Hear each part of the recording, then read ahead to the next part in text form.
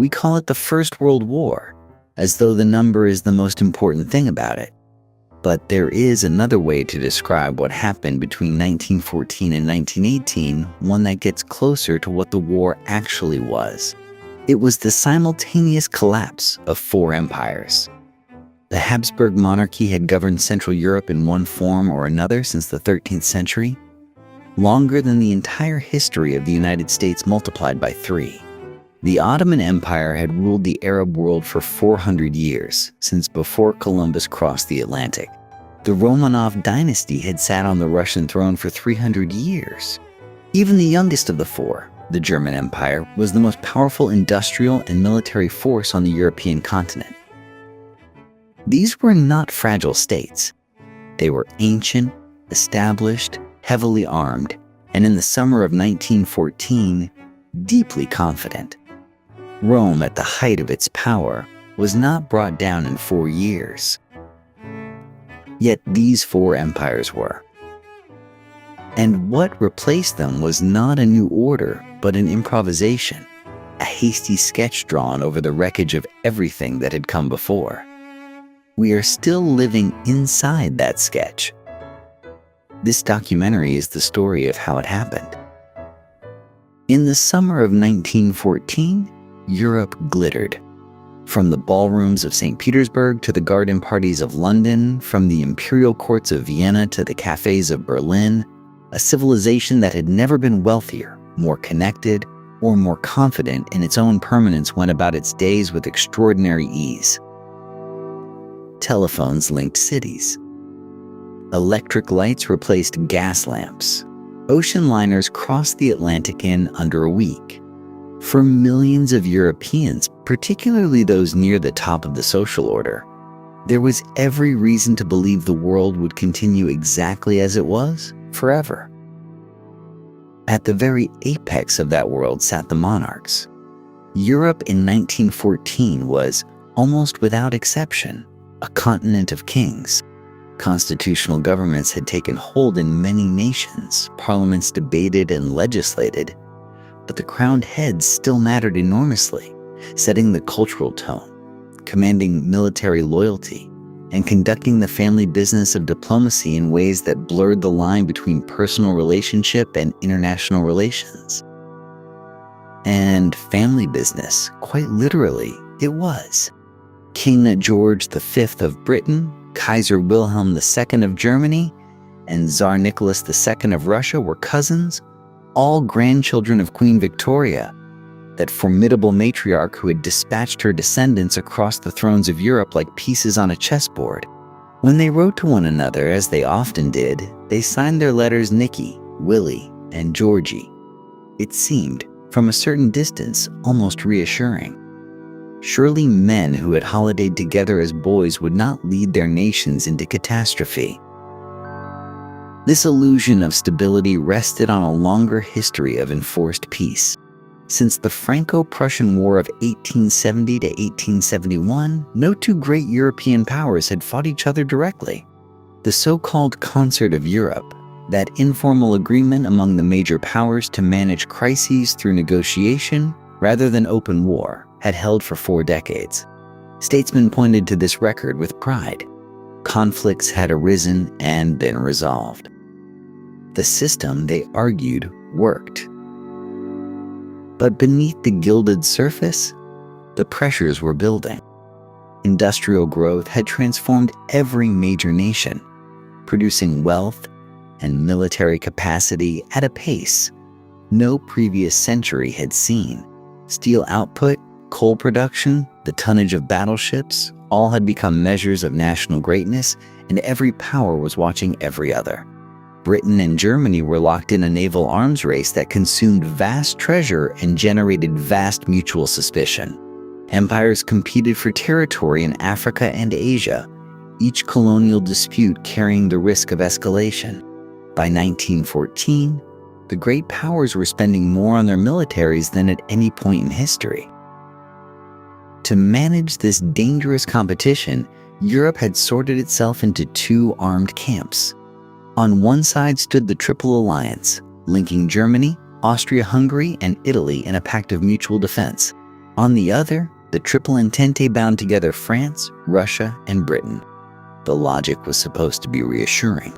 If every nation knew that attacking one ally meant fighting all of them, then no rational nation would attack. Collective security would preserve the peace. What that logic actually created was a loaded mechanism, primed and waiting. Every local conflict now carried the potential to drag 6 major powers into confrontation simultaneously. The alliance system had not abolished the logic of war. It had simply ensured that when war came, it could not be small. The summer of 1914 would test that mechanism in the most obscure corner of Europe, in a province that most Londoners could not have found on a map. What happened there would shake every throne on the continent to its foundations. On the morning of June 28, 1914, Archduke Franz Ferdinand, heir to the Austro-Hungarian throne, rode through the streets of Sarajevo in an open motorcade. It was a Sunday, warm and bright, the kind of summer day that invites complacency. He had already survived one assassination attempt that morning, a bomb thrown at his car that bounced away and wounded officers in a following vehicle. His security detail pressed on. Someone had made a wrong turn. Gavrilo Princip was 19 years old, a Bosnian Serb nationalist connected to a shadowy network called the Black Hand, when he stepped from the pavement on Franz Joseph Street and fired 2 shots at point-blank range. The Archduke and his wife Sophie were dead within the hour. In Vienna, the news was received not merely as a tragedy but as an opportunity. Austria-Hungary had long wanted to crush Serbian nationalism before it tore the empire apart. Now it had its pretext. What followed those 2 shots was not war, not immediately. It was something more insidious. 5 weeks of ultimatums, calculations, and cascading decisions, each one closing off another exit from the crisis. Austria-Hungary moved carefully at first, consulting its powerful ally to the north. Germany's response, delivered in early July, would later become infamous as the blank cheeky. Kaiser Wilhelm II and his chancellor assured Vienna that Germany would offer full support, whatever Austria-Hungary chose to do. It was the most consequential diplomatic communication of the 20th century, written in the casual confidence of men who did not believe the crisis would spiral beyond control. Armed with that assurance, Vienna issued a deliberately humiliating ultimatum to Serbia on July 23rd, with terms so extreme they were designed to be rejected. Serbia remarkably accepted nearly every condition. It made no difference. Austria-Hungary declared war on July 28th, exactly 1 month after the assassination.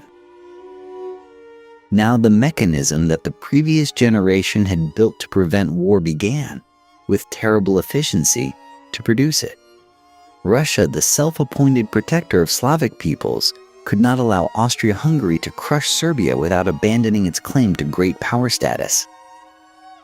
Tsar Nicholas ordered mobilization.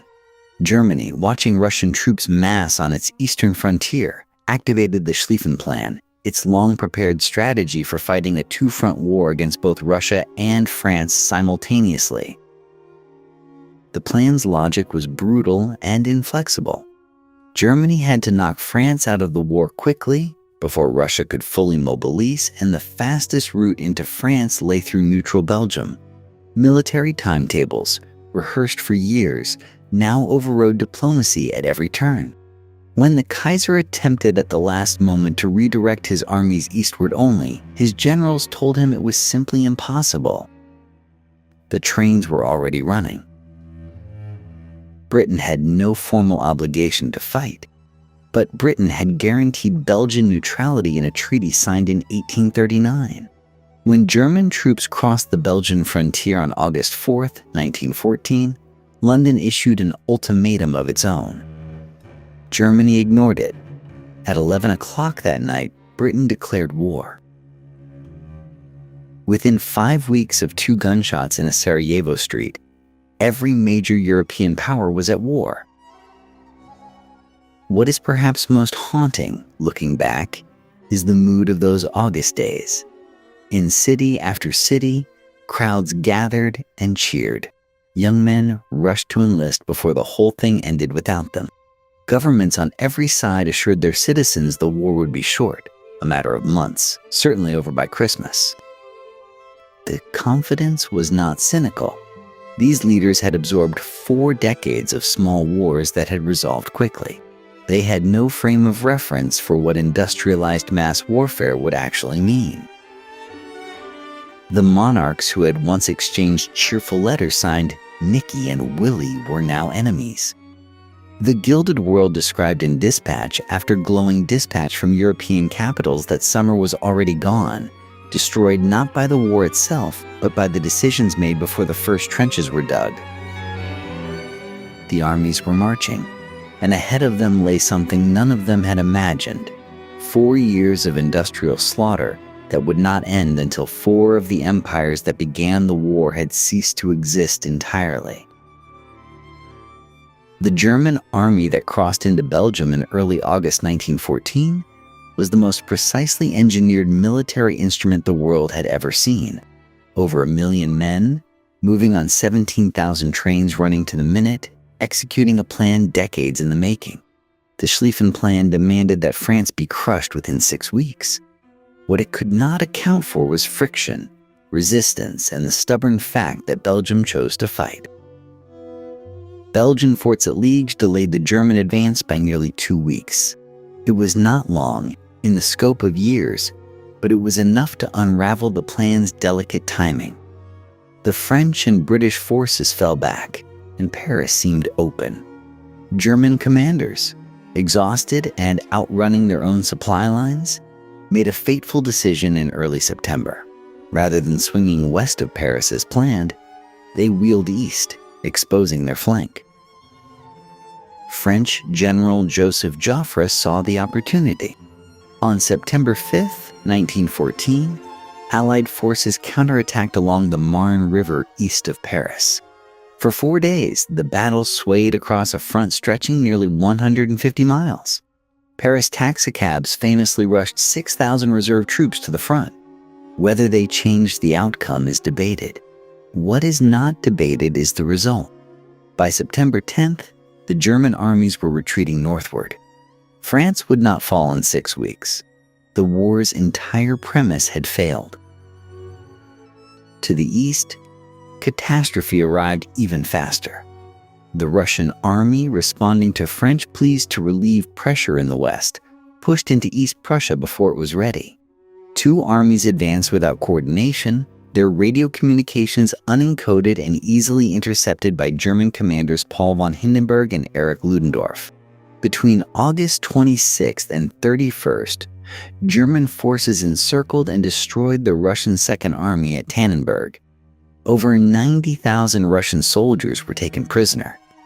The army's commander, General Samsonov, walked into the forest and shot himself. Tannenberg exposed what everyone who looked closely already knew. Russia was an empire built on geography and manpower, not on railways, supply chains, or modern industrial capacity. The men were brave. The system that was supposed to feed, arm, and coordinate them was not prepared for the scale of what this war demanded. That weakness would deepen with every passing month. Meanwhile, Austro-Hungary had launched its own grand offensive, a punishing invasion of Serbia intended to deliver the swift humiliation that had triggered the entire conflict. Instead, the Serbian army, battle-hardened from the Balkan Wars of 1912 and 13, stopped the Austro-Hungarian advance cold. By December, Austria-Hungary had suffered around 300,000 casualties and had failed to hold even Belgrade permanently. The empire that had started the war to assert its strength had revealed, in its opening campaign, how fragile that strength truly was. Back in the west, both sides tried to outflank each other after the Marne. Neither could. Through September and October, the front lines extended northward in what became known as the Race to the Sea, each army attempting to find open ground that no longer existed. By November, The trenches stretched from the English Channel to the Swiss border, 450 miles of dugouts, barbed wire, and mud. The generals had planned for movement. They had inherited a war that had stopped moving entirely. Every empire entering this conflict had imagined a short, decisive contest, the kind that 19th century warfare had occasionally delivered. What they had produced instead was something no war college had modeled and no statesman had seriously contemplated: a war of attrition, where victory would belong not to the boldest strategy but to whichever side could endure the longest. That question of endurance would define everything that followed. And for four empires already showing their cracks, the answer would prove fatal. To understand why the war that began in 1914 destroyed so much so completely, one must first understand what Europe's oldest empire actually was. The Austro-Hungarian Empire was not a nation. It was an idea, held together by loyalty to a dynasty rather than any shared language, culture, or blood. Imagine a single state containing Germans, Hungarians, Czechs, Poles, Slovaks, Croats, Serbs, Romanians, Slovenes, Ukrainians, Italians, and Bosniaks. 12 major nationalities crowded beneath one crown, speaking a dozen languages, practicing different faiths, nursing different historical grievances. To govern this patchwork required not vision but constant negotiation, not strength but the careful management of mutual dissatisfaction. The empire's constitutional foundation, such as it was, rested on the Ausgleich of 1867. The word means compromise in German, and compromise was precisely what it delivered. Following military humiliation at Prussian hands, Vienna struck a bargain with Hungary's powerful Magyar nobility. The empire was split into two halves, Austria and Hungary, each with its own parliament and government, yet sharing a single emperor and common ministries for war, foreign affairs, and finance. It was an arrangement that satisfied neither half completely, which its architects perhaps considered a sign of its fairness. But what of the Czechs of Bohemia, who demanded similar recognition and were refused? What of the Croats, the Slovenes, the Romanians in Transylvania, all governed by Budapest with little patience for their languages or aspirations? The Ausgleich had solved one nationality problem by creating the conditions for a dozen others to fester. Presiding over this impossible architecture was Franz Joseph I, Emperor of Austria, King of Hungary, and ruler by title of a list of territories so long it required formal abbreviation. He had ascended the throne in 1848, at the age of 18, during a year when revolutions shook every corner of Europe. By 1914, he was 83 years old and had reigned for 66 years. His white mutton chop whiskers, his stiff military posture, his legendary capacity for paperwork, these had become the empire's symbols as much as any flag or anthem. He was, in the truest sense, the living embodiment of Habsburg continuity. The question no one dared ask aloud was what would hold the empire together once he was gone. The wound that would prove fatal had been inflicted in 1908, when Vienna formally annexed Bosnia-Herzegovina, territory administered since 1878 but never legally absorbed. The annexation outraged Serbia, which dreamed of uniting the South Slavic peoples under its own banner, and humiliated Russia, which backed down from confrontation but did not forget. Among Bosnia's population, young men drawn to Serbian nationalism simmered with resentment. The empire that stumbled into 1914 was ancient, exhausted, and internally divided. It had started a war to silence a nationalist challenge. In doing so, it had handed that challenge a stage large enough to burn the old world entirely down. The Austro-Hungarian army marched to war in the summer of 1914 as perhaps the most linguistically fractured fighting force in modern history. Its officers issued commands in 11 different languages. A sergeant in a Bosnian regiment might speak to his men in Serbo-Croatian while his superior relayed orders from Vienna in German. Regimental translators were not a convenience, but a necessity.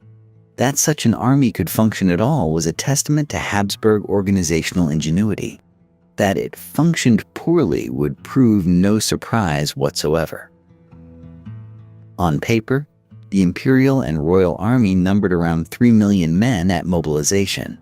In practice, it was a collection of separate peoples in matching uniforms. Czech conscripts from Bohemia marched alongside Austrian Germans who regarded them with suspicion. Hungarian regiments resented taking orders through a chain of command that ultimately answered to Vienna. South Slav soldiers, many of them Serbs and Croats, found themselves ordered to kill people who shared their language, their faith, and in some cases their surnames. The cracks appeared almost immediately. In the opening campaigns against Serbia and into Russian-held Galicia, Czech units displayed a troubling reluctance to fight. Some regiments surrendered in formations so orderly that Russian commanders suspected a trick. They were not being tricked. For many Czech soldiers, capture by the Entente offered something the Habsburg cause could not, a path toward something better. By 1915, tens of thousands of Czech and Slovak prisoners in Russian hands had volunteered to fight against Austria. These men would form the nucleus of what became the Czechoslovak Legion, a force that would eventually number over 50,000, fight across Russia, and arrive at the Paris Peace Conference not as the subjects of a defeated empire but as the soldiers of a nation demanding to exist. The Galician campaigns of 1914 and 15 were catastrophic by any measure. Austria-Hungary lost nearly 1 million men in the first months of fighting, and the losses among trained, experienced officers proved nearly impossible to replace. Those officers had been the glue holding the multilingual regiments together, men who had spent careers learning which communities needed which handling, which traditions deserved respect, which grievances required careful management. Their deaths left junior officers scrambling to command men they could barely address, let alone inspire. By late 1914, the situation was grave enough that Vienna turned to Berlin. German officers arrived to stiffen Austrian command structures. German divisions reinforced crumbling Austrian lines. German money, German ammunition, and German strategic direction flowed southward. Habsburg generals accepted it because they had no choice. What they did not fully appreciate was what they were surrendering in exchange. Each German reinforcement deepened the dependency. Each joint operation tightened Berlin's grip on Austrian decision-making. By 1916, Germany and Austria-Hungary were nominally equal allies. In practice, Austria had become a junior partner, its strategic options constrained by German priorities, its sovereignty quietly hollowed from within the alliance itself. The old empire had dreamed it could fight a short, sharp war that would silence Serbian nationalism and reassert Habsburg prestige. Instead, it had opened a wound that its own multinational body could not close. The army that was supposed to demonstrate imperial strength was demonstrating, day by catastrophic day, exactly why the empire's enemies believed it deserved to fall. And yet Franz Joseph's government held on, patching, negotiating, appealing to old loyalties. The question was whether those loyalties could survive what was coming next. The grinding attrition of years, the hunger spreading through cities, and the death of the old emperor himself.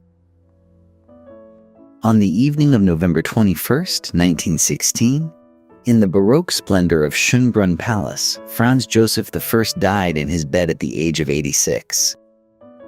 He had reigned for 68 years, longer than any other major European monarch of his era. He had outlasted revolutions, assassinations, military catastrophes, and the deaths of nearly everyone he loved. His wife had been murdered by an anarchist. His son had died in a suicide pact at Mayerling. His nephew's assassination had started the very war now consuming his empire. And yet Franz Joseph had endured. a figure so constant that for millions of subjects across a dozen nations, the Habsburg Emperor had simply always been there, as permanent as the Alps, as inevitable as winter. His death removed something that could not be replaced. Not merely a ruler, but a symbol. For all the empire's fractures, Franz Joseph had been the one face that Czechs and Hungarians, Poles and Croats, Germans and Slovens could all, in their various ways, recognize as their own. The crown now passed to his grandnephew, Karl I, 29 years old, untested, and suddenly responsible for a state coming apart at the seams. Karl was not without intelligence or conscience. He understood, perhaps more clearly than his advisors, that Austria-Hungary could not survive the war's continuation. What he lacked was time, leverage, and luck. In the spring of 1917, he authorized one of the most audacious secret diplomatic gambits of the entire war. An approach to France through his wife's brother, Prince Sixtus of Bourbon-Parma, who served as an officer in the Belgian army. Through this unlikely intermediary, Karl communicated willingness to support French claims to Alsace-Lorraine and explore a negotiated peace. The Entente listened. Nothing came of it. The obstacles were too great, the mutual suspicions too deep, and Germany too watchful.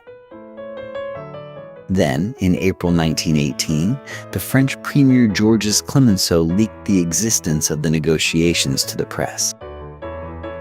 The exposure was devastating. Germany, humiliated and furious, demanded Austria publicly repudiate its own peace overtures. Karl, trapped, was forced to deny letters that bore his own handwriting. The Sixtus affair left the empire without credibility, bound even more tightly to a German alliance that was itself approaching exhaustion, and stripped of the one diplomatic card Karl had tried to play. At home, the consequences of continued war had become impossible to ignore. In January of 1918, massive strikes broke out in Vienna and Budapest. Hundreds of thousands of workers walked off their jobs, driven not by revolutionary ideology alone, but by something simpler and more powerful: hunger. The imperial food distribution system had buckled under the Allied naval blockade and 4 years of wartime disruption. Bread rations had been cut again and again. The streets of the imperial capital smelled not of coffee and pastry, but of scarcity and resentment. Into this desperation came a voice from across the Atlantic. On January 8, 1918, Woodrow Wilson addressed the United States Congress and outlined his 14 points for a post-war settlement. Among them, the 10th point spoke directly to the peoples of the Habsburg Empire, promising them the freest opportunity of autonomous development. Wilson had not called for Austria-Hungary's destruction, but his words gave language and international legitimacy to every Czech, South Slav, and Polish nationalist who believed the empire's hour was finished. The old world Franz Joseph had personified was gone with him. What Karl I inherited was not an empire in crisis, but a crisis wearing an empire's clothes. The question was no longer whether Austria-Hungary would survive. The question was what would replace it when it fell. It did not end with a battle. No foreign army marched into Vienna. No emperor surrendered his sword on a battlefield. The Habsburg Empire, 6 centuries in the making, dissolved like salt in water, quietly, from the inside, across a handful of October days in 1918. By autumn of that year, the military situation had become irreversible. The Western Front was collapsing. Bulgaria had signed an armistice in late September. The Ottoman Empire was crumbling. And within Austria-Hungary itself, the nationalities that had spent decades petitioning for autonomy now stopped asking. They simply left. Prague moved first. On October 28, 1918, the Czechoslovak National Council declared independence in the streets of the Bohemian capital. The news spread fast. Crowds tore the Habsburg insignia from public buildings. Czech soldiers refused further orders from imperial commanders. Within hours, a state that had not existed the previous morning was functioning, issuing proclamations, organizing committees, appointing ministers. The speed was extraordinary and the message was unmistakable. The empire's authority had not been defeated. It had simply ceased to be obeyed. 2 days later, the South Slav National Council in Zagreb declared the dissolution of all ties between the Croats, Slovenes, and Serbs within the empire and the House of Habsburg.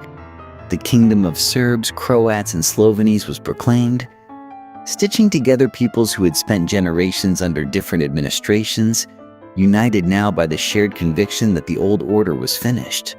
Within weeks, this declaration would be formalized through union with the Kingdom of Serbia, creating an entirely new country from the ruins of the old. Then came Budapest. The Hungarian political figure Mihaly Károlyi, who had spent the war years arguing for a negotiated peace and democratic reform, found himself swept into power on a tide of public exhaustion and revolutionary pressure. On October 31st, Hungarian crowds filled the streets of the capital. Soldiers returning from the front pinned asters to their uniforms in what became known as the Aster Revolution. The dual monarchy, the constitutional arrangement that had bound Austria and Hungary together since 1867, was over. Hungary declared itself an independent democratic republic, and Károlyi became its first prime minister. Karl I had watched all of this unfold from Vienna with dwindling options and no practical power to act. On November 11th, he issued a proclamation withdrawing from all participation in Austrian state affairs. He used careful language, stepping back rather than formally abdicating, preserving, in his own mind at least, some theoretical claim to legitimacy. The following day, he issued a nearly identical statement regarding Hungary. It made no practical difference. He was emperor of nothing. 8 days before Karl signed that declaration, the empire had performed its final official act.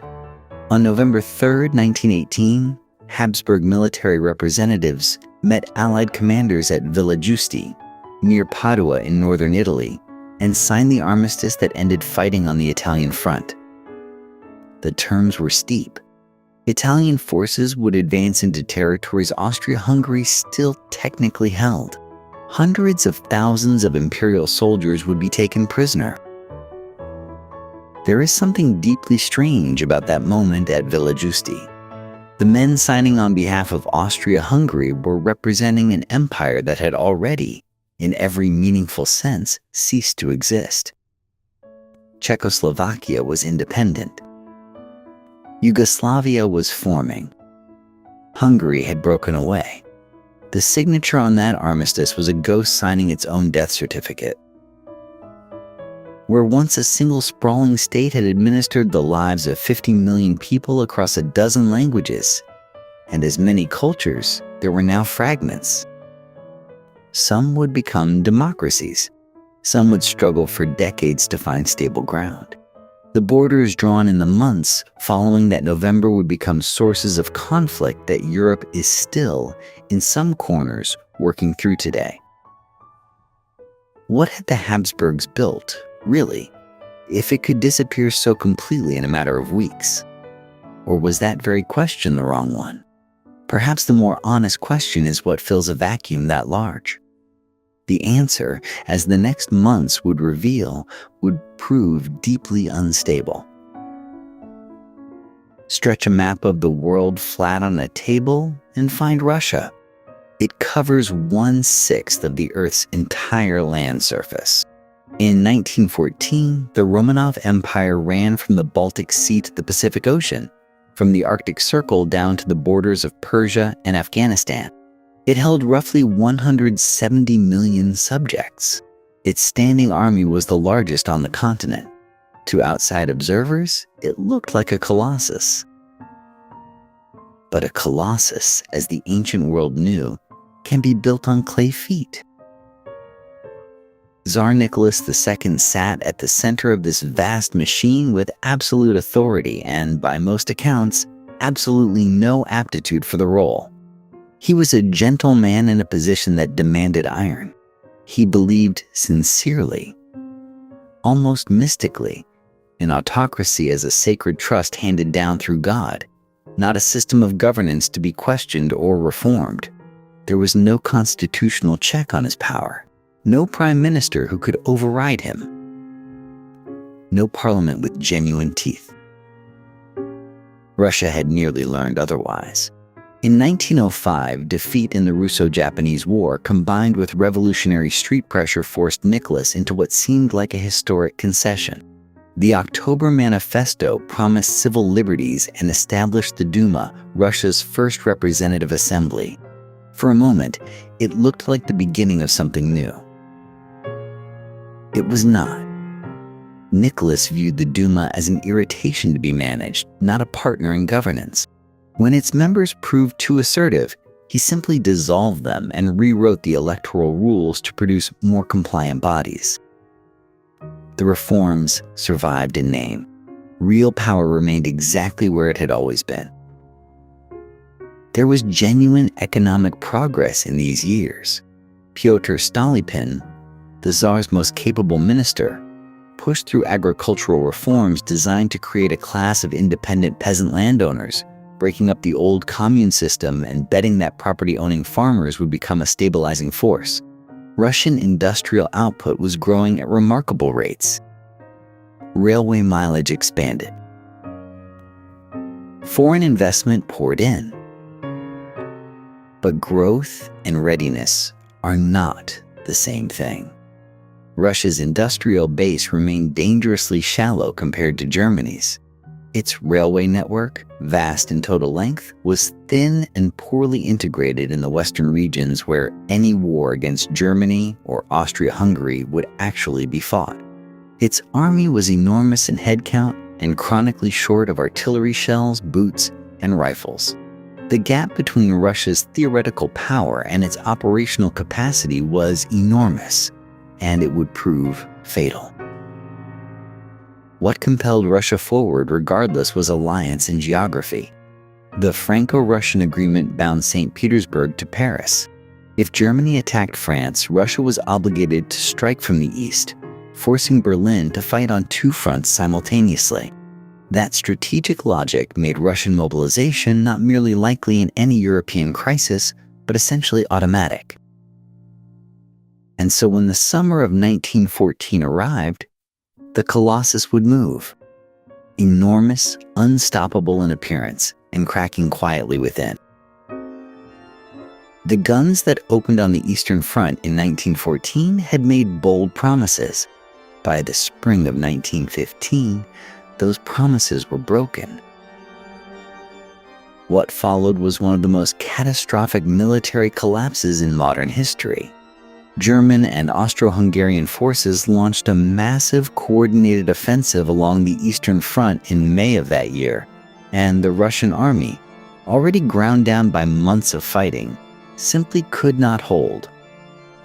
The lines buckled, then shattered. Poland fell. Lithuania fell. Vast stretches of Galicia and the western borderlands, territories the empire had held for generations, were surrendered in weeks. The Great Retreat, as it came to be called, was not merely a military withdrawal. It was a human catastrophe. As the army fell back, Tsarist commanders ordered a scorched earth policy, burning crops, destroying bridges, and forcing the civilian population to move eastward ahead of the advancing enemy. Millions of people, estimates range as high as 3 million, were uprooted from their homes and pushed into the interior of Russia. They clogged the roads the army needed. They starved in the open fields. The retreat left behind a wasteland and a trauma that would never fully heal. What made the disaster inexcusable was that much of it could have been prevented. Russia was suffering what became known as the shell crisis, a catastrophic failure of industrial supply. Artillery batteries were rationed to a handful of rounds per day when the German guns fired freely. Infantrymen were sent to the front without rifles and told to pick weapons from the bodies of the dead. A modern industrial war was being fought by men with medieval logistics. The shell crisis was not a secret. Officers had been warning about ammunition shortages since the previous autumn. The warnings moved slowly up a bureaucratic chain that was itself part of the problem. The Russian industrial base, never deep enough, had not been mobilized with anything approaching the urgency the situation demanded. Germany was manufacturing war. Russia was still learning how. And into this crisis stepped the Tsar. In September of 1915, Nicholas II made one of the most consequential and self-destructive decisions of his reign. He dismissed his commander-in-chief, his cousin Grand Duke Nicholas, and assumed personal command of the army at Stavka, the military headquarters far from Petrograd. The military logic, such as it was, held that a Tsar's presence might inspire the troops. The political logic was catastrophic. By taking personal command, Nicholas bound his personal prestige and the prestige of the Romanov dynasty itself directly to every future defeat. He would own every failed offensive, every yard of ground lost, every casualty list read aloud in village squares across the empire. He also left Petrograd behind, and in his absence, the capital would not wait quietly. Empress Alexandra, deeply devoted and deeply susceptible to influence, effectively assumed control of domestic appointments and policy. Her primary counselor was Grigory Rasputin, the Siberian mystic who had found favor at court by appearing to ease the suffering of the hemophiliac Tsarevich Alexei. Ministers were appointed and dismissed at alarming speed, often at Alexandra's insistence, often at Rasputin's whispered suggestion. Competent administrators were replaced with yes men. The government of the largest country on earth was being steered, in no small part, by a barely literate wandering holy man whom most of the aristocracy regarded with undisguised horror. The army retreated. The home front drifted, and the Tsar stood at a military headquarters, personally responsible for a war his empire was losing, while the machinery of governance fell apart behind him. The Romanov dynasty had survived 300 years of wars, famines, and revolutions, but it had never quite done this to itself before. By the winter of 1916 into 17, the Russian capital was slowly starving. Petrograd, that grand imperial city of broad boulevards and baroque palaces, was running out of bread. The railway network, already strained to breaking point by 3 years of war, could no longer move enough grain from the countryside to feed the city's 2 million inhabitants. Bakeries opened and closed within hours of receiving supplies. Women stood in queues that stretched around city blocks in temperatures well below freezing, sometimes waiting through the night, sometimes going home empty-handed. The war had taken everything. It had taken the men, the horses, the fuel, the rolling stock. Nearly 15 million Russians had been mobilized since 1914. The farms they left behind struggled to produce, and what they did produce struggled to arrive. By February of 1917, daily bread rations in Petrograd had fallen to levels that left workers in the city's enormous munitions factories dizzy with hunger. On the 23rd of February, International Women's Day by the old calendar, the women of Petrograd took to the streets. They were not revolutionaries with manifestos. They were mothers and wives and factory workers who had run out of patience and out of bread. They marched through the Vyborg district chanting 2 words that would echo across the empire: bread and peace. Within days, the strikes had spread. By the 25th, nearly 250,000 workers had abandoned their posts. The city ground to a halt. Shop windows were smashed. Red flags appeared above factory chimneys. The chants grew louder and darker, turning from demands for bread into something the government feared far more: demands for an end to the Romanov autocracy itself. Tsar Nicholas, still at Stavka far from the capital, received reports that described the situation as manageable. He ordered the garrison to restore order. And here the revolution turned on its hinge. The soldiers in Petrograd, young men drawn from the same villages and families as the workers outside, looked at the crowds and made their decision. They refused to fire. Then they joined the protesters in the street. By the 27th of February, the Petrograd garrison had effectively mutinied. The autocracy had lost its sword. Nicholas attempted to return to the capital by train. He never arrived. With his generals telling him the army could no longer support him, with his own advisors begging him to act, Nicholas II abdicated on March 15th, 1917. He signed away not only his own throne but that of his young son, passing the crown briefly to his brother Michael, who refused it within hours. 3 centuries of Romanov rule, begun when a 16-year-old boy was crowned in 1613, ended in a railway carriage in less than a week of upheaval. What came next was less a transfer of power than a collision of competing authorities. The provisional government, drawn largely from liberal members of the old Duma, declared itself the legitimate governing body of Russia.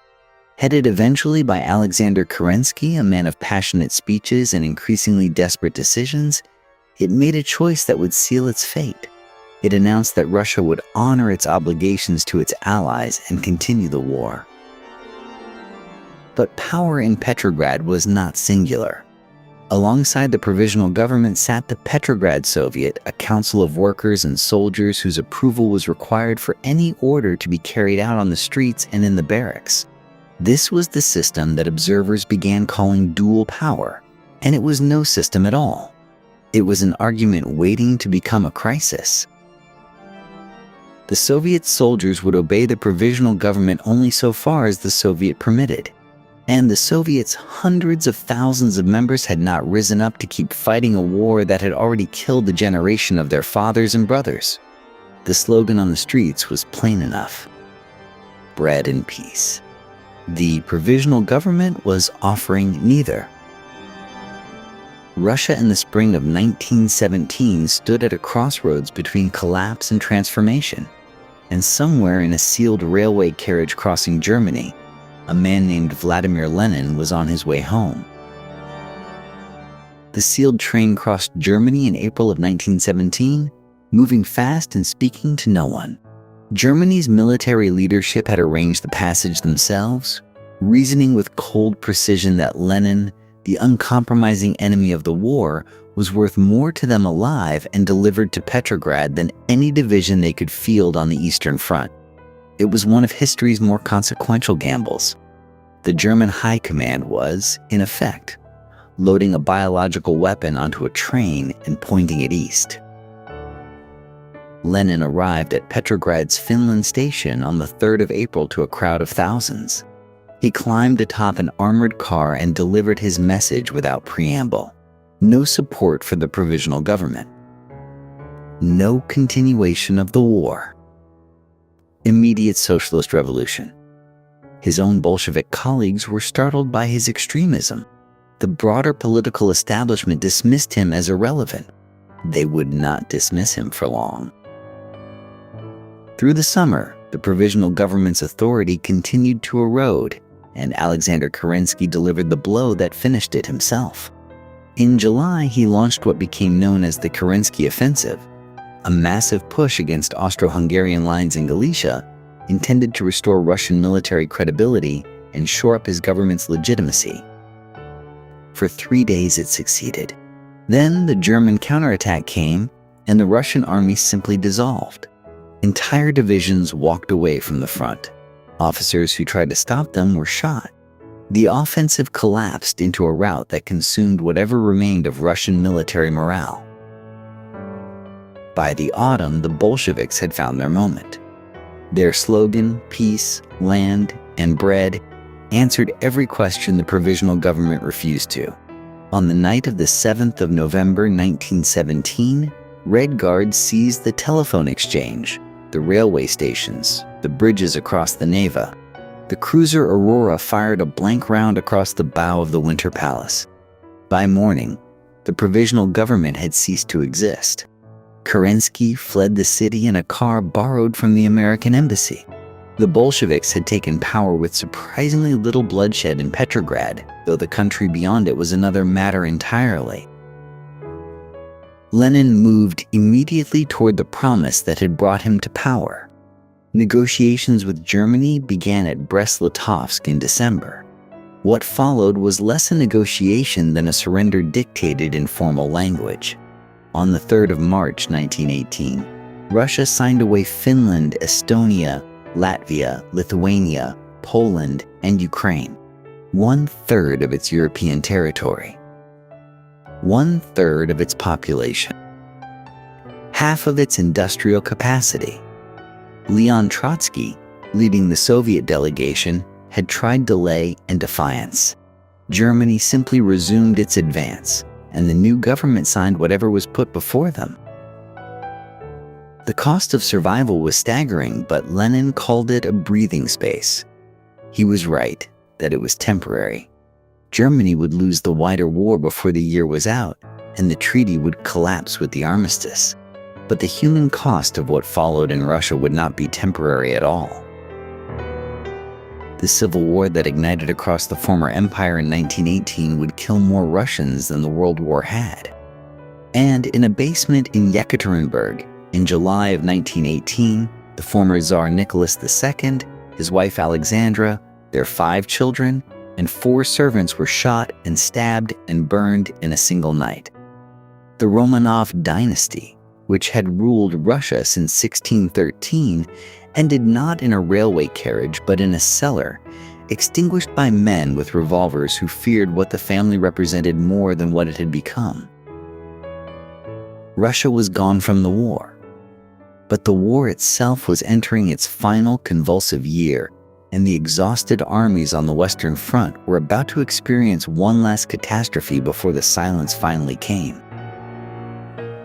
They called it the sick man of Europe, a phrase attributed to Tsar Nicholas I, who used it to describe the Ottoman Empire as early as 1853. By 1914, the diagnosis had only deepened.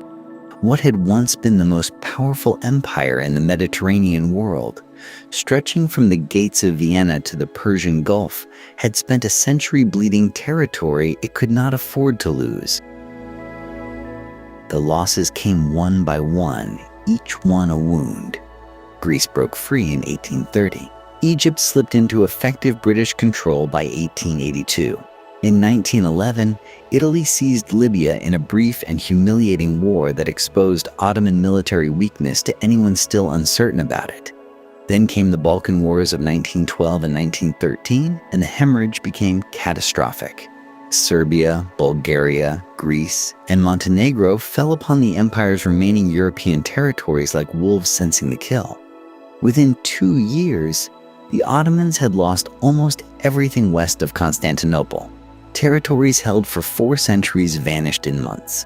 Nearly all of European Turkey was gone. It was against this backdrop of collapse that the Young Turks had seized power 5 years earlier. In 1908, a movement called the Committee of Union and Progress, drawn heavily from military officers educated in European academies, forced Sultan Abdulhamid II to restore the constitution he had suspended decades before. The following year, they deposed him entirely. They came promising modernization, a rationalized state, a revived empire. What they inherited instead was an institution already in freefall. By 1913, 3 men had consolidated effective control over the empire's direction. They were known as the 3 Pashas. Enver Pasha, the ambitious and German-admiring war minister, barely 40 years old and already dreaming of a pan-Turkish empire stretching into Central Asia. Talat Pasha, the interior minister, pragmatic and ruthless. Cemal Pasha, the naval minister, who governed Syria as a personal domain. Together they formed a ruling triumvirate unlike anything the old sultanate had produced. Men who believed the empire could yet be saved if only the right alliances could be found and the right wars fought. Germany was the obvious partner. Its military had been training Ottoman officers for years. Its engineers were building the Baghdad Railway deep into Mesopotamian territory. And Germany, unlike Britain or France, had no Ottoman provinces in its pocket and no obvious interest in carving more. When war came in August of 1914, the three pashas calculated carefully and then bet everything. An alliance with Germany was signed in secret. 2 German warships, the Goeben and the Breslau, were transferred to Ottoman command and used to bombard Russian Black Sea ports in October, pulling the empire formally into the conflict. The sick man had chosen his doctor. Whether that doctor could cure him or would simply hasten the end was a question the next 4 years would answer with terrible finality.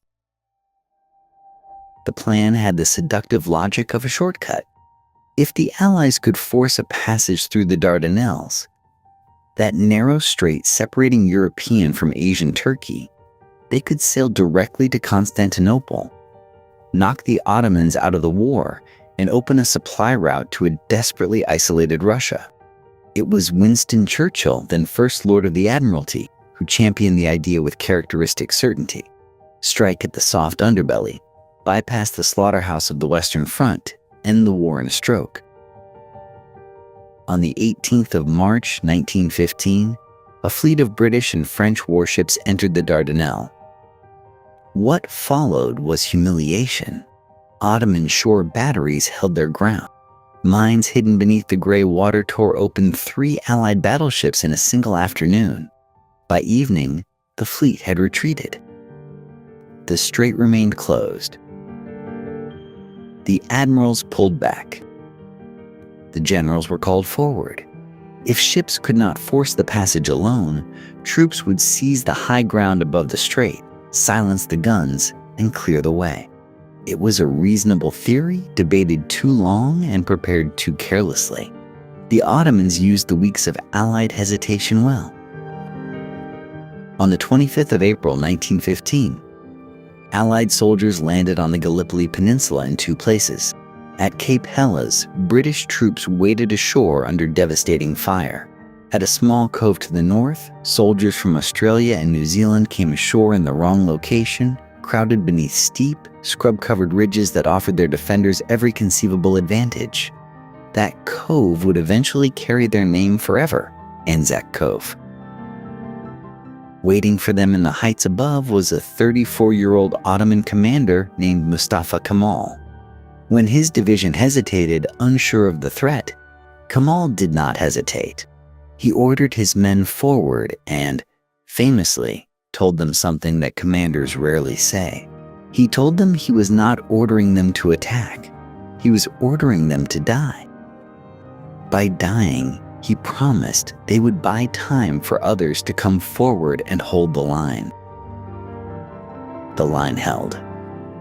Through the brutal summer, across terrain that seemed designed to kill, both sides dug in and bled.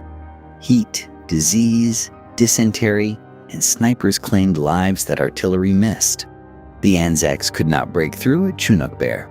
The British at Cape Helles could not advance.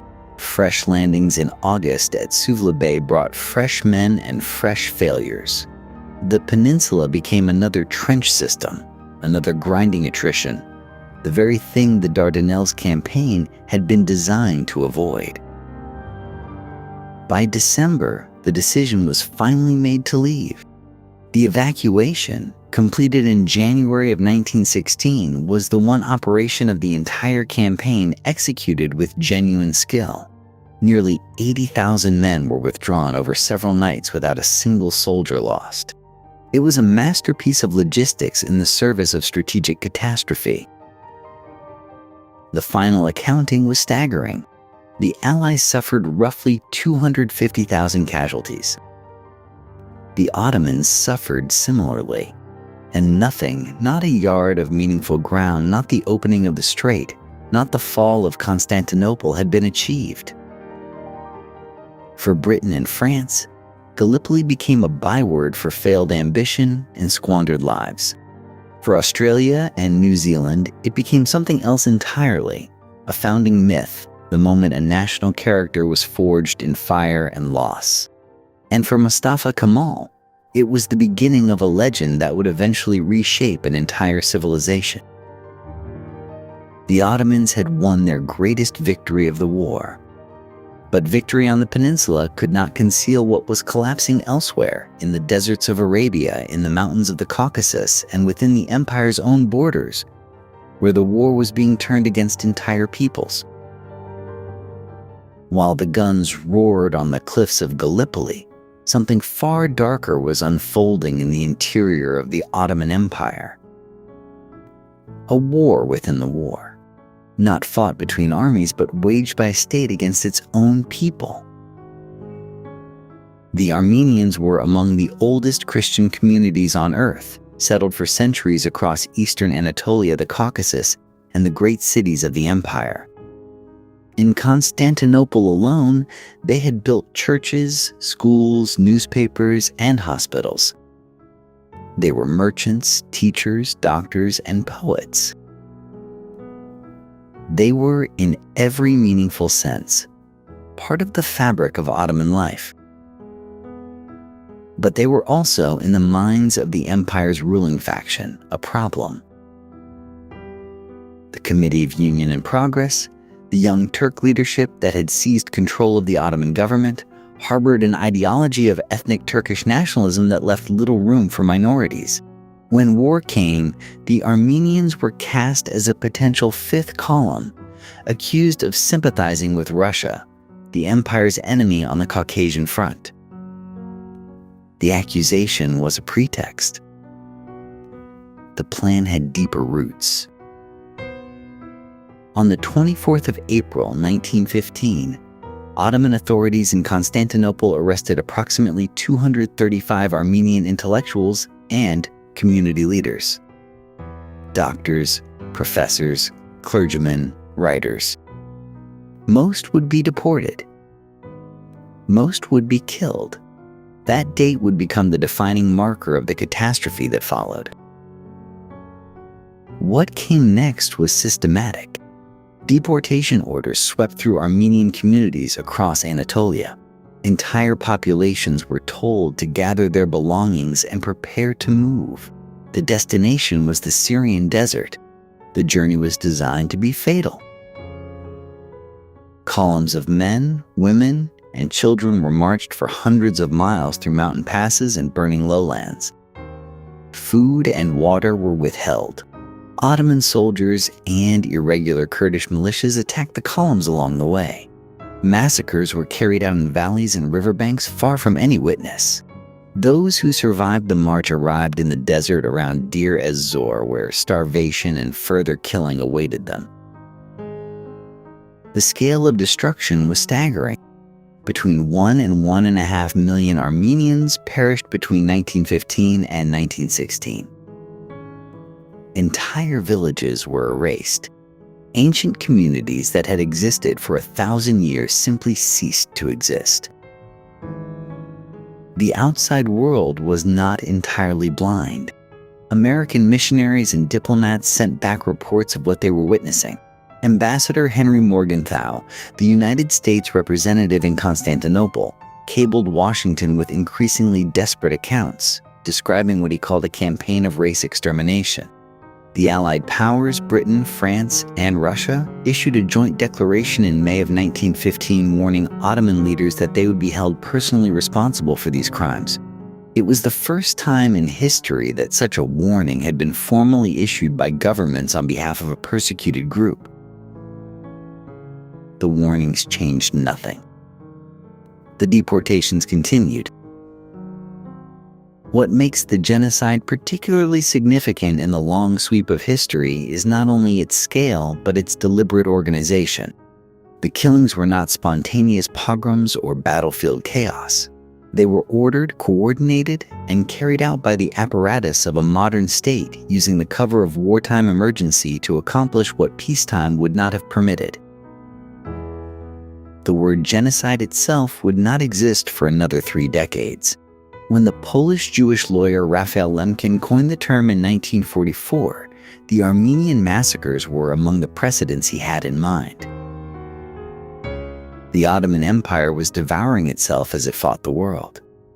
And beyond its crumbling borders, in the frozen trenches of the Eastern Front, another empire was approaching its own moment of terminal crisis, one that would not only end a dynasty, but ignite a revolution that would reshape the entire 20th century. While the Ottoman Empire consumed its own people from within, Britain was making promises it had no intention of keeping, or perhaps more accurately, promises it was making to too many people at once. The problem began with geography and ambition, and the desperate arithmetic of war. By the summer of 1915, the British needed allies in the Middle East. The Gallipoli campaign was failing. The Ottoman front stretched thin across deserts and mountains that British soldiers barely understood. Someone who did understand them was Sharif Hussein ibn Ali, the elderly guardian of the holy cities of Mecca and Medina, a man of enormous prestige across the Arab world. Between July 1915 and March 1916, a series of letters passed between Hussein and Sir Henry McMahon, the British High Commissioner in Egypt. The substance of those letters was a bargain. If Hussein would launch an Arab revolt against Ottoman rule, Britain would support the creation of an independent Arab kingdom stretching across much of the modern Middle East. The promise was sweeping. The language was deliberately vague. Hussein believed he had secured the future of Arab self-determination. He was wrong. Because at almost the same moment those letters were being exchanged, British and French diplomats were quietly drawing very different lines on very different maps. In May of 1916, Sir Mark Sykes and François-Georges Picot finalized a secret agreement that divided the anticipated ruins of the Ottoman Empire between their 2 countries. France would control Syria and Lebanon. Britain would take Iraq and Palestine. The Arab kingdom promised to Hussein existed nowhere in this arrangement except as a polite fiction. The revolt came anyway. In June of 1916, Hussein raised the flag of Arab rebellion in the Hejaz. His sons led armies across the desert, and alongside them rode a young British intelligence officer whose legend would outlast almost everyone else involved in these events. Thomas Edward Lawrence, known to history as Lawrence of Arabia, moved through the Desert Campaign with a combination of tactical brilliance and genuine sympathy for the Arab cause. He believed in the promises Britain had made. That belief would eventually break him. But the promises were not finished multiplying. On the 2nd of November 1917, the British Foreign Secretary Arthur James Balfour sent a brief letter to Walter Rothschild, a leader of the British Jewish community. The letter was barely 100 words long. It stated that the British government viewed with favor the establishment of a national home for the Jewish people in Palestine, while stipulating that nothing should be done to prejudice the civil and religious rights of existing non-Jewish communities there. That letter became the Balfour Declaration, and it set in motion consequences that continue to unfold more than a century later. In Palestine alone, Britain had now made commitments to 3 different futures simultaneously. The Hussein McMahon letters suggested Arab sovereignty. The Sykes-Picot Agreement claimed British and French control. The Balfour Declaration promised a Jewish homeland. These were not compatible visions. They could not all be honored, and the people living in the region had been consulted about none of them. What Britain had written in those years was not policy. It was a series of wartime improvisations, each designed to solve an immediate problem without regard for what came after. The sand would eventually shift, as it always does, and what lay beneath was not a foundation but a fault line. The men who signed these documents believed they were managing a crisis. They were, in fact, constructing one. The full weight of that construction would not fall on them, but on the generations that followed in conflicts that have not yet ended. As those promises were being made and broken across the desert, something equally seismic was happening in the frozen streets of Petrograd. By September of 1918, the Ottoman Empire had been bleeding for 4 years. Its armies were exhausted, its treasury hollow, its supply lines severed across 3 continents. What remained was the question of how quickly the end would come, and who would be there to witness it. General Edmund Allenby provided the answer with characteristic speed. On the 19th of September 1918, Allenby launched what became known as the Battle of Megiddo, striking the Ottoman lines in Palestine with a force that combined British infantry, Australian cavalry, Arab irregulars, and air support in a coordinated assault that was, by any measure, a masterpiece of modern warfare. The ancient plain of Megiddo, which had witnessed battles since the age of the pharaohs, now witnessed one more. Within 48 hours, the Ottoman 7th and 8th armies had effectively ceased to exist as fighting forces. Allenby's cavalry poured through the gap and swept northward with a momentum the shattered Ottoman command could not arrest. The roads north filled with the wreckage of an empire in retreat. Damascus fell on the 1st of October, 1918. The city that had been the seat of Arab civilization for centuries, that had endured Mongol invasions and Crusader sieges, passed out of Ottoman hands almost without a fight. And into those streets, at the head of an Arab force that had marched from the Hejaz through hundreds of miles of desert, rode Prince Faisal, son of Sharif Hussein. To the crowds lining the streets, it looked like liberation. It looked like the fulfillment of everything promised in those letters between his father and the British. Whether it actually was remained a question that would take years and enormous suffering to answer. 29 days later, on the 30th of October, Ottoman representatives boarded the British warship HMS Agamemnon anchored in the harbor of Mudros on the Greek island of Lemnos.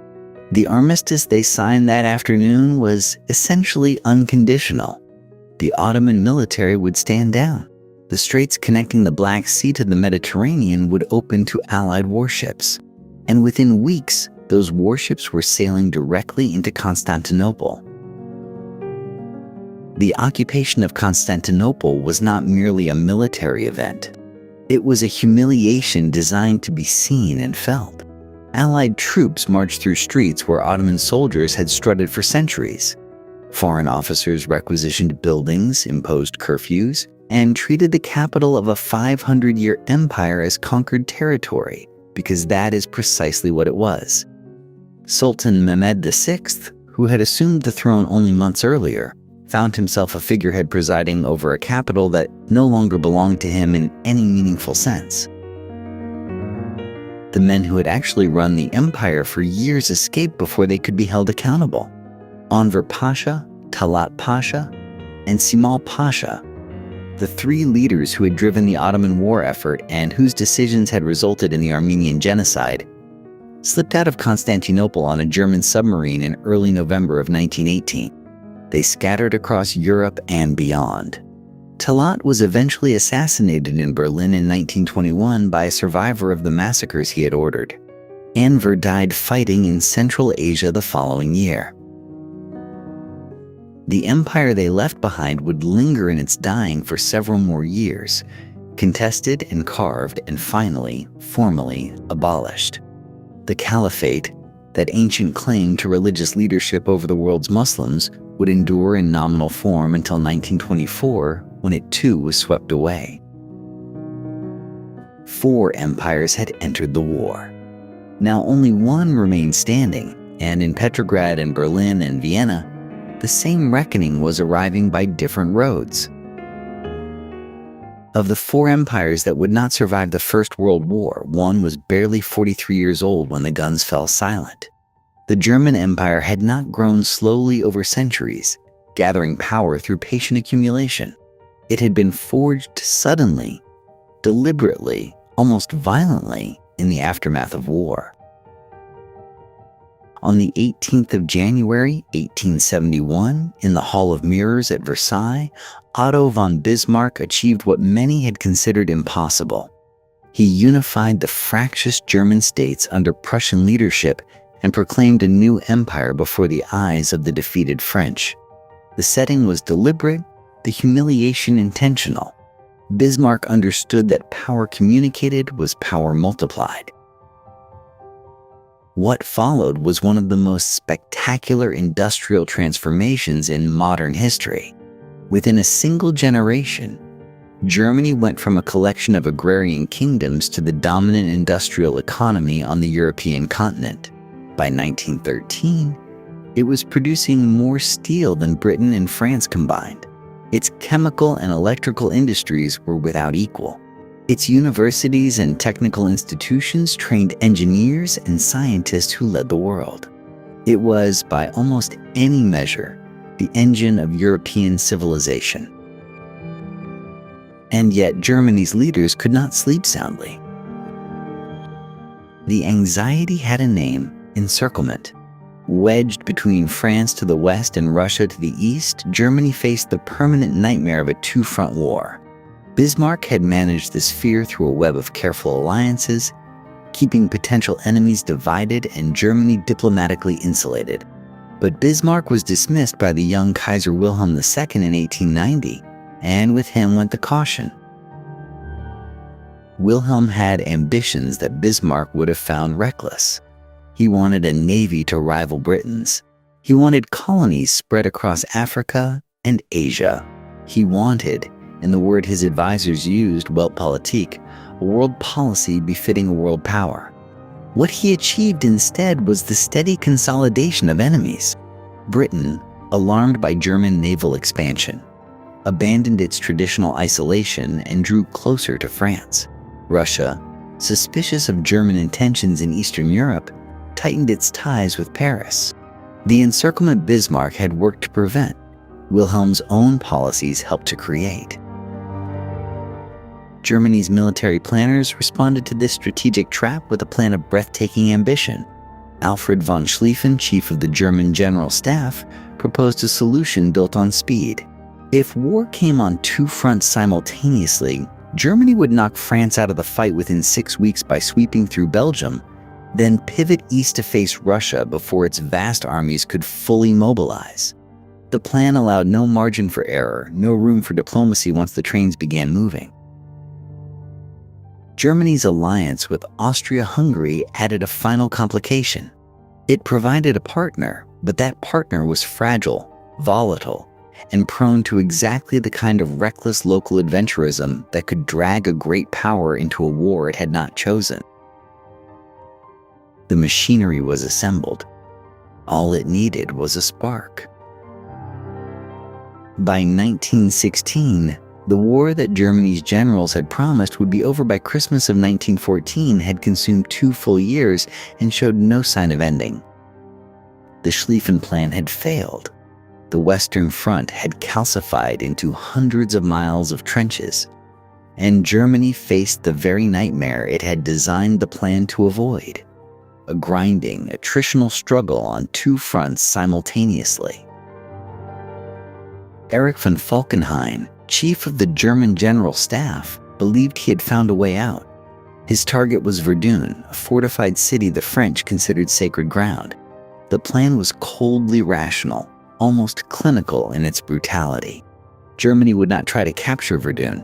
It would simply threaten it, forcing the French to defend it at any cost, bleeding them white in the process. He called it his strategy of limited aims. History would remember it as one of the longest and most devastating battles ever fought. Beginning in February of 1916, German artillery opened fire on a scale the world had never seen. Nearly 1,000 guns bombarded a front just 8 miles wide.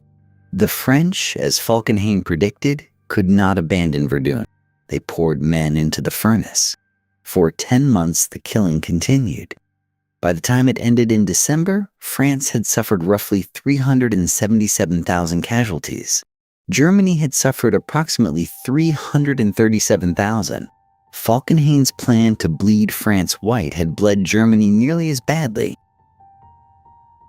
Then came the Somme. In July of 1916, the British launched a massive offensive along the Somme River, partly to relieve the pressure on Verdun. On the first day of July alone, the British Army suffered nearly 60,000 casualties, the single worst day in its military history. The campaign ground on until November, consuming over 1 million casualties on both sides combined. The front line moved, at most, a handful of miles. While the armies destroyed each other in the mud of France, a quieter war was being waged at sea. The British naval blockade had sealed Germany off from global trade since 1914. By the winter of 1916 to 1917, its effects were catastrophic. Food supplies had collapsed so completely that the German civilian population was reduced to eating turnips, the only crop that had not failed. That season became known simply as the turnip winter. Children were malnourished. Industrial workers were weakening. The home front was beginning to fracture. Germany's military leadership believed they had one weapon that could break the blockade's grip: their submarine fleet. In February of 1917, Germany declared unrestricted submarine warfare, meaning any ship in the waters around Britain, including those of neutral nations, would be sunk without warning. It was a calculated gamble. German planners estimated they could starve Britain into submission within 6 months, before any American response could matter. It was a calculation that proved fatally wrong. The United States, which had spent 3 years trying to stay out of the European catastrophe, had been outraged repeatedly by German submarine attacks on neutral shipping. Then, in January of 1917, British intelligence intercepted a telegram from German Foreign Secretary Arthur Zimmermann to Mexico, proposing a military alliance and offering to help Mexico recover Texas, New Mexico, and Arizona from the United States. When the telegram was published in American newspapers in March, public opinion shifted decisively. On the 6th of April 1917, the United States declared war on Germany. The gamble had failed. America's enormous industrial capacity and its millions of potential soldiers would now be brought to bear against Germany. But before those forces could arrive in sufficient numbers to matter, another empire was about to collapse entirely, and its collapse would transform the war in ways no one had fully anticipated. By the spring of 1918, Erich Ludendorff had run out of time. Russia had collapsed, freeing dozens of German divisions from the Eastern Front, but American troops were arriving in France at a rate of 10,000 per day. The window for German victory was closing fast, and Ludendorff knew it. His answer was Operation Michael. On the 21st of March 1918, the German army unleashed something the Western Front had never seen. Rather than the grinding artillery barrages that warned defenders for days, Ludendorff's forces opened with a short hurricane bombardment followed by specially trained stormtroopers who infiltrated Allied lines, bypassed strongpoints, and drove deep into the rear. The tactics were revolutionary. The results were staggering. Within days, Germany had shattered the British line in a way that 4 years of trench warfare had made seem impossible. British forces fell back 40 miles in places, the largest territorial shift on the Western Front since 1914. Paris came within range of German long-range artillery. The shells began falling on the city. Panic spread through Allied headquarters. For one desperate moment, it genuinely appeared that Germany might win. But the offensive consumed men and resources at a terrifying rate, and it outran its own supply lines. German soldiers, many of them half-starved from years of blockade, paused to loot Allied supply depots rather than press their advantage. The momentum died. Further offensives in April and May bent the Allied line but could not break it. Each attack cost Germany irreplaceable men it could no longer replace. Then came the tipping point. On the 18th of July, 1918, at the Second Battle of the Marne, French and American forces launched a devastating counterattack. The Americans were green, sometimes recklessly brave, and they arrived in numbers that German commanders found genuinely alarming. 2 million American troops would eventually reach France. Their presence transformed the psychological arithmetic of the war. Germany was now fighting an enemy whose reserves were essentially limitless. The counterattack shattered the last German offensive capability. What followed became known as the 100 Days Offensive, beginning on the 8th of August with a surprise British and Commonwealth assault near Amiens. Canadian and Australian troops, striking behind a curtain of tanks and aircraft operating in coordination, tore a hole 12 miles wide in the German line in a single day. Ludendorff called it the Black Day of the German Army. From that moment, the retreat never truly stopped. Allied forces pushed forward week after week, liberating occupied Belgium and France. The German army fought skillfully in withdrawal, but it was exhausted, undersupplied, and increasingly plagued by desertion. Whole divisions melted away. Soldiers who had held the line for 4 years simply walked home. On the 29th of September, 1918, Ludendorff made a confession that would echo through history. He told the German High Command that the military situation was hopeless and demanded that the government seek an immediate armistice. The generals who had promised the Kaiser swift and glorious victory were now demanding that the politicians end the war before total collapse. It was a moment of extraordinary consequence. Germany's army still stood on foreign soil. No Allied soldier had crossed the German border. And yet the war was lost. The military broken from within by 4 years of impossible demands. The men who had sent millions to die were now handing responsibility for defeat to others. The armistice talks that followed would have consequences no one yet fully understood. How a defeated Germany processed this moment and who it chose to blame would haunt the world for generations to come. The order came down from the German Naval High Command on the 29th of October, 1918. The Imperial fleet, rusting at anchor for most of the war after the inconclusive Battle of Jutland, would sail out for one final engagement against the British Royal Navy. The admirals called it an honor operation. The sailors called it what it was, a suicide mission. They refused. At Kiel, Germany's great northern naval base, stokers began extinguishing the boilers. Sailors took control of their ships. By the 3rd of November, tens of thousands of men had joined the mutiny, raising red flags over warships that had never fired a meaningful shot in anger. The Imperial German Navy, the fleet that Wilhelm II had built as his personal monument to German power, had simply stopped obeying. What happened next moved with a speed that stunned even those who had predicted collapse. The revolution did not march from city to city. It erupted everywhere at once. Soldiers and workers' councils, consciously modeled on the Russian Soviets of the previous year, appeared in Hamburg, Bremen, and Cologne within days. On the 7th of November, Kurt Eisner, a mild-mannered journalist and socialist, led a crowd through the streets of Munich and declared Bavaria a republic. The Wittelsbach dynasty, which had ruled Bavaria for more than 7 centuries, ceased to exist before midnight. Berlin felt the tremors growing closer.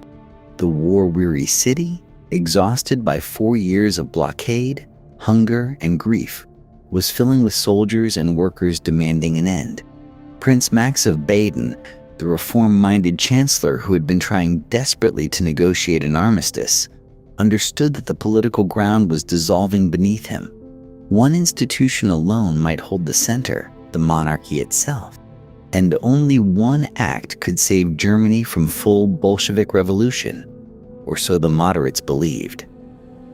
The Kaiser had to go. Wilhelm II resisted. He spoke of leading loyal troops back into Germany to restore order. His generals, gathered at the army headquarters in Spa, Belgium, quietly informed him that no such loyal troops existed. The army would march home in good order, they said, but it would not march for him. One by one, the pillars of Imperial Germany withdrew their support. By the morning of the 9th of November, Wilhelm had nothing left to rule. He signed the abdication papers and slipped across the border into the Netherlands, where he would live in comfortable exile until 1941. The man who had once declared that he did not want to hear about international law, that he recognized only war, spent his final decades chopping firewood at his country estate. It was a pathetic end for an emperor who had spent 30 years convinced of his own grandeur. In Berlin, events were moving faster than anyone could control. Philipp Scheidemann, a social democrat, was eating lunch in the Reichstag when colleagues burst in warning him that Karl Liebknecht of the radical left was about to proclaim a communist republic from the Berlin Palace. Scheidemann wiped his mouth, walked to a window overlooking the enormous crowd below, and on his own initiative, without authorization from anyone, announced that Germany was now a republic. He later admitted he had no idea what he was doing. History rarely waits for certainty. 2 days later, at the 11th hour of the 11th day of the 11th month of 1918, the guns fell silent. Across 500 miles of front, men who had been killing each other minutes before simply stopped. Some cheered. Some wept. Many sat in silence, unable to comprehend that it was over. Nearly 10 million soldiers were dead. The world they had marched away to defend no longer existed. 4 empires had fallen. The Romanovs, the Habsburgs, the Ottomans, and now the Hohenzollerns, all swept away by the war they had either started or failed to stop. But silence on the battlefield was not the same as peace. The harder question, the one that would consume the next generation entirely, was what came next. The city of Paris in January of 1919 was simultaneously euphoric and exhausted. Hotels overflowed. Diplomats, journalists, lobbyists, and nationalist delegations from a dozen newly imagined nations crowded the boulevards. Everyone wanted something. Everyone believed that history, for once, was listening. When the Paris Peace Conference formally opened on the 18th of January, representatives from 27 nations gathered at the Quai d'Orsay. Conspicuously absent were the defeated powers. Germany, Austro-Hungary's successor states, and the Ottoman remnants would have no voice in the proceedings. They would receive the results, not shape them. 3 men, in practice, held the world in their hands. Woodrow Wilson of the United States arrived in Europe to unprecedented popular adulation, greeted by millions as a savior. He carried with him his 14 points, a vision of open diplomacy, national self-determination, and a League of Nations that would make future wars obsolete. Georges Clemenceau of France, 77 years old and utterly unimpressed, had watched his country invaded twice by Germany in his own lifetime. He wanted security, territory, and reparations large enough to ensure that Germany could never again threaten France. David Lloyd George of Britain navigated between them, reading his domestic political pressures as carefully as any diplomatic cable. The principle Wilson called self-determination sounded elegant in the abstract. In practice, it proved impossible to apply consistently. Poles, Czechs, and Slovenes received new nations. But Arab peoples who had fought alongside Britain against the Ottomans found their promised independence replaced by British and French mandates, imperial arrangements wearing borrowed clothing. The Koreans who sent a delegation to Paris were turned away. The Vietnamese nationalist who petitioned Wilson, a young man then calling himself Nguyen Ai Quoc, was ignored entirely. He would spend the rest of his life drawing different conclusions about Western promises. The League of Nations, Wilson's cherished creation, was written into the peace settlement. It was, by any measure, an extraordinary institutional invention, a standing forum for collective security unlike anything the world had attempted. Then Wilson sailed home, and the United States Senate refused to ratify it. The country that had conceived the League would never join it. The institution meant to prevent future wars began its existence without the world's most powerful nation at the table. The Treaty of Versailles was signed on the 28th of June, 1919, exactly 5 years to the day after Gavrilo Princip fired his pistol in Sarajevo. The German delegation, led into the Hall of Mirrors at Versailles, signed under protest. The famous Article 231, the so-called War Guilt Clause, assigned Germany sole responsibility for the war, the legal basis for reparations that would eventually be set at 132 billion gold marks. German officers wept. German newspapers called it a dictated peace, a stab in the back dressed in diplomatic language. The map of Europe was redrawn with breathtaking ambition. New states appeared: Yugoslavia, Czechoslovakia, Poland restored after a century of partition, the Baltic nations emerging from Russian and German collapse. Whether their borders reflected genuine self-determination or the exhausted compromises of exhausted men depended entirely on which population was doing the counting. John Maynard Keynes, who had attended the conference as a British Treasury official, resigned in disgust and published his assessment within months. He called the treaty a Carthaginian peace, one designed not to settle Europe but to impoverish and humiliate. History would eventually argue about how right he was. But the resentments taking root in the rubble of 4 fallen empires would not wait for historians to decide. The war was over. The peace was already failing. And in the broken, rearranged world the conference had produced, forces were gathering that even the men in the Hall of Mirrors could not yet see. The treaties kept coming after Versailles. Germany had been dealt with first. Now came the rest of the wreckage.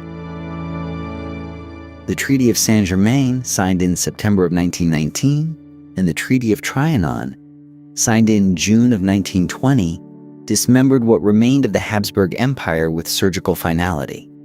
Austria was reduced to a small, landlocked German-speaking rump, prohibited from uniting with Germany despite the fact that many Austrians desperately wanted exactly that. Self-determination, it turned out, applied selectively. Hungary lost 2/3 of its territory and 1/3 of its ethnic Hungarian population. Millions of people who woke up one morning as citizens of Romania, Czechoslovakia, or Yugoslavia without having moved a single step. The successor states that emerged were remarkable creations, genuinely new experiments in nation-building. Czechoslovakia united Czechs and Slovaks under a single democratic roof, but also enclosed more than 3 million Sudeten Germans who had never asked to be Czechoslovakian. Yugoslavia stitched together Serbs, Croats, Slovenes, Bosnians, and Macedonians whose histories of mutual suspicion ran centuries deep. Poland, restored after 123 years of partition between empires, inherited borders that left significant German and Ukrainian minorities inside its frontiers. Romania nearly doubled in size, absorbing Transylvania and with it populations whose loyalty to Bucharest was, at best, uncertain. Every new state contained within it the seeds of future crisis. The peacemakers in Paris had promised to protect minority rights through League of Nations guarantees. Those guarantees would prove largely unenforceable. Further east and south, The Ottoman dissolution produced an entirely different kind of map-making. Britain and France had made promises during the war to several incompatible parties simultaneously, to Arab nationalists, to Zionist settlers, to each other. At the San Remo Conference in April of 1920, they settled the contradictions in their own favor. Britain received mandates over Mesopotamia, which was renamed Iraq, and over Palestine. France received Syria and Lebanon. The word mandate was careful diplomatic language for what, in practice, looked remarkably like colonial administration. Local populations who had expected independence received, instead, European officials and European troops. There was one significant exception to the pattern of imposed settlements. Mustafa Kemal, the Ottoman general who had held Gallipoli, refused to accept the Treaty of Sèvres, which had left the Ottoman heartland carved between Greek, Armenian, French, and Italian zones. He organized resistance in Anatolia and fought a 3-year war to overturn it. By 1923, his forces had succeeded. The Treaty of Lausanne replaced Sèvres, recognizing a Turkish national state within borders broadly corresponding to modern Turkey. It was the only peace settlement of the entire post-war period that a defeated power successfully renegotiated through force of arms. Lausanne also sanctioned something unprecedented in scale. Greece and Turkey agreed to a mandatory population exchange. Roughly 1.5 million Orthodox Christians moved to Greece. Some 400,000 Muslims moved to Turkey. Families whose ancestors had lived in the same villages for generations were uprooted and shipped across the Aegean. It was brutal, traumatic, and considered at the time a rational solution to the problem of minorities stranded on the wrong side of new borders. That problem was everywhere. Millions of Hungarians in Romania, Germans in Poland, Armenians scattered across 3 countries after the genocide had destroyed their communities, Palestinians watching Jewish immigration accelerate under British administration. The mapmakers of 1919 and 1920 believed they were building a stable world from the wreckage of 4 empires. What they had actually built was a series of delayed explosions, each new border a potential grievance, each minority population a future crisis waiting for a sufficient provocation.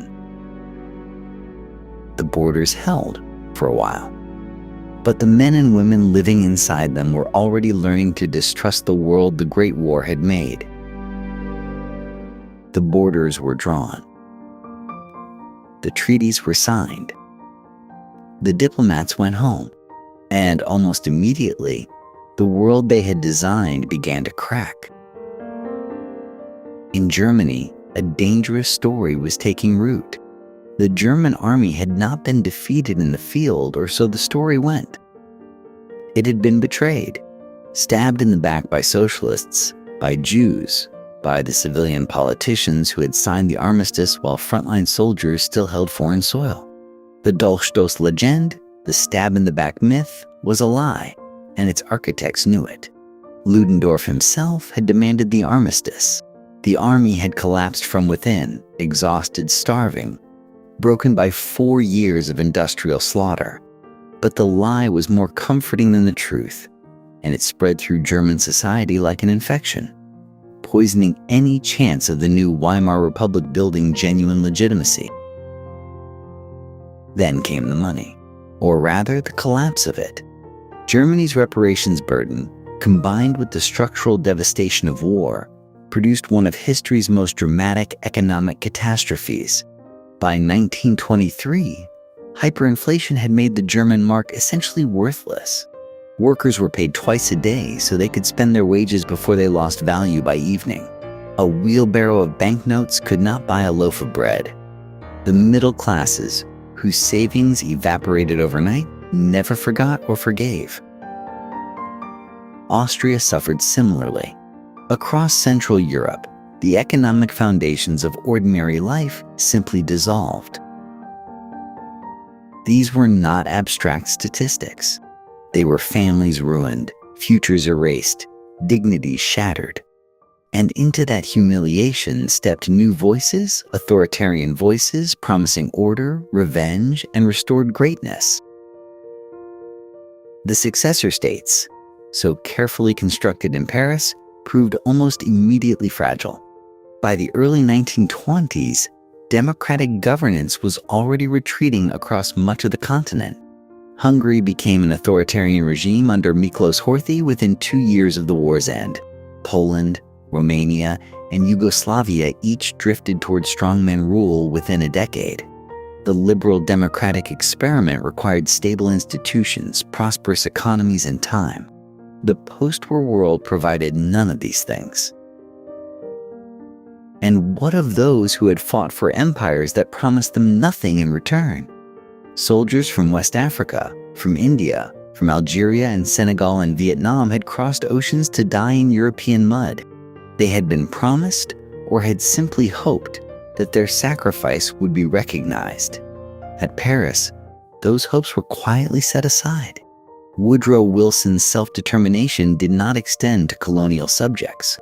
The empires that survived emerged from the war actually larger. Their colonial holdings expanded through the mandate system.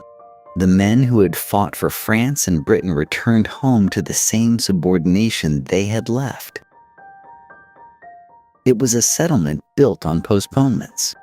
The reparations question, the minority populations, the colonial grievances, the German sense of betrayal. None were resolved. All were merely deferred. Within 20 years, a man who had served as a corporal in the German army would use every one of these grievances to light the world on fire again. What did the war actually accomplish? 4 empires had existed when the guns began firing in the summer of 1914. The Ottoman, the Austro-Hungarian, the Russian, the German.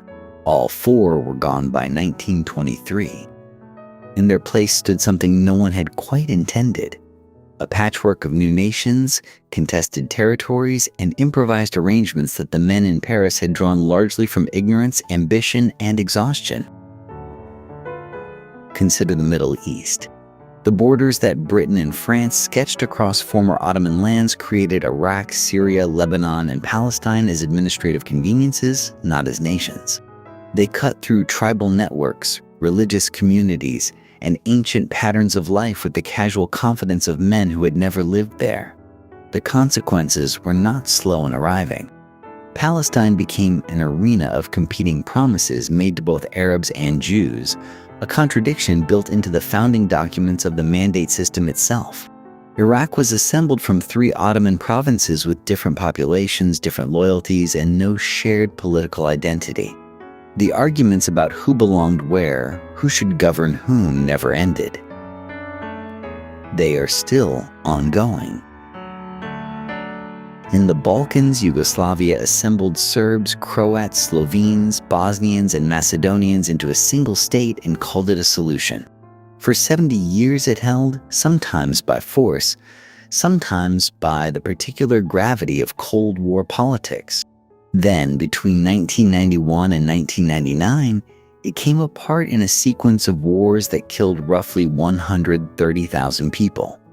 The names of the killing fields, Srebrenica, Sarajevo, Vukovar, were new. The underlying territorial disputes and ethnic grievances traced directly back to the arrangements of 1918 and 1919. And then there was Russia. The Romanov Empire did not disappear. It transformed. The Soviet Union that emerged from revolution and civil war governed essentially the same territory under an entirely different ideology, and it lasted until 1991. For 70 years, it stood as the war's most consequential unintended creation, a rival civilization that divided the entire planet into competing spheres. Every major conflict of the 20th century, from Korea to Vietnam to the proxy wars of Africa and Latin America, carried the shadow of that transformation. The men who gathered in Paris in 1919 believed they were building something new. They were not. They were plastering over ruins with whatever materials were at hand, and calling the result a peace settlement. The borders they drew, the states they created, the promises they made and broke, became the architecture of every major conflict that followed. The war that began in Sarajevo in the summer of 1914 did not end with the armistice of 1918. It sent fractures running through the 20th century and into the 21st. In the Middle East, in Eastern Europe, in the former Soviet space, people are still living inside the decisions made by exhausted diplomats in the aftermath of the war that killed 4 empires and built nothing certain in their place. The old world that went to war in 1914 never came back, and the borders drawn over its ruins still shape the conflicts of today. Subscribe for more histories that explain how the modern world was made.